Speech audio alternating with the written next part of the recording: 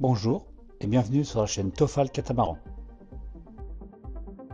Depuis quelque temps, une question revient sans cesse. Mais alors, vous allez où? En mer, il y a une chose essentielle à savoir. Un parcours n'est jamais vraiment figé. Tout dépend des conditions météo et parfois simplement de ce que la mer décide. Mais notre point de départ, lui, est clair. C'est ici, à Chambéry, une ville magnifique, entre lac et montagne, un endroit où l'on se sent bien, mais surtout l'endroit où sont nos enfants et nos amis. On quitte Chambéry au printemps prochain, mais ce n'est pas un adieu, c'est un départ, avec la liberté de revenir. Le voyage commencera en France début juin. Depuis Port-Saint-Louis-du-Rhône, on longera les côtes françaises en direction de l'Italie. Ce sera le début officiel de l'aventure. Ça sera aussi l'occasion pour nous de tester le bateau. Les premiers mouillages. Enfin bref, on a hâte. On a envie de prendre le temps, profiter du mois de juin pour descendre les côtes italiennes. Avec tous ces ports colorés, ces villages accrochés aux falaises. Un pays à savourer. Entre pizza et pause, enfin les vacances. Ensuite, direction la Grèce, où nous avons l'intention de passer le canal de Corinthe. Ici, tous les mouillages sont des cartes postales. Alors le programme en Grèce est très simple, plage, soleil et promenade. On a bien l'intention de profiter.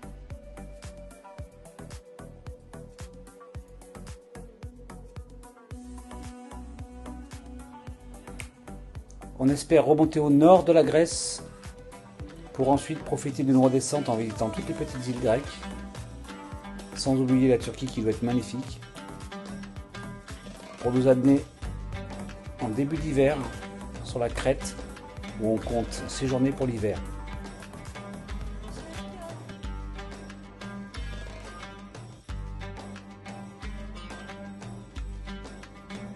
En sortie d'hiver, on longera la côte est de l'Adriatique pour remonter jusqu'en Croatie, bien évidemment sans oublier de visiter l'Albanie et Monténégro au passage. Là encore une étape importante. Après tout, le bateau c'est fait pour ça.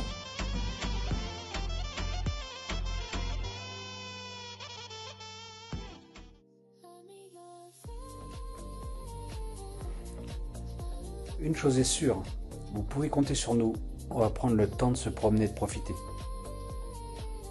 Plus de contraintes, plus d'horaires, que la météo.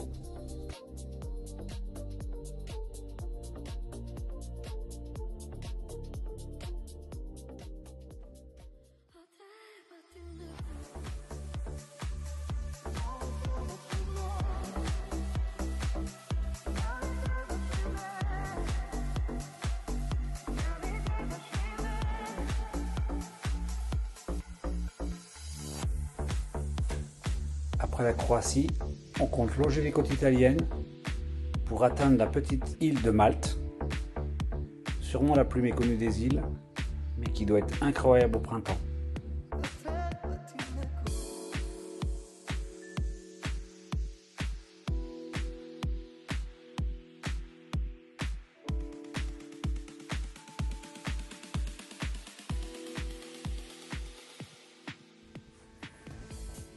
Depuis Malte, une légère navigation nous permettra de gagner les côtes de la Sicile afin d'en faire le tour.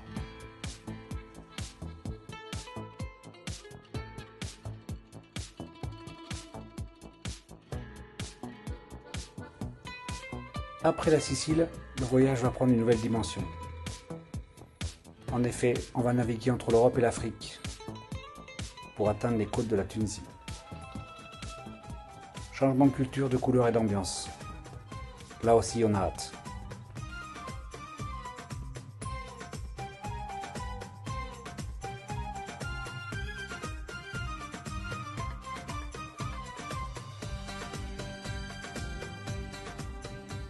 Depuis la Tunisie, cap au nord.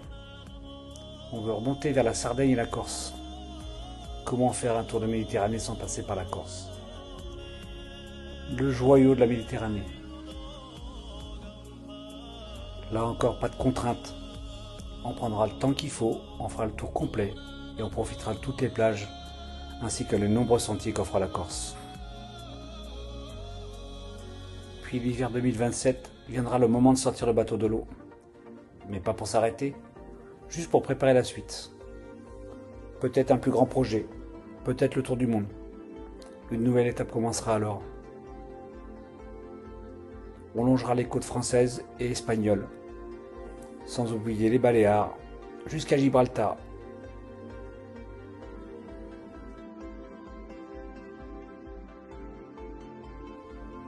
Maintenant, on a hâte de partir. Le tour de la Méditerranée pourrait être qu'un début. Alors, envie de nous suivre? N'hésitez pas à vous abonner et à commenter. On a hâte d'écrire la suite.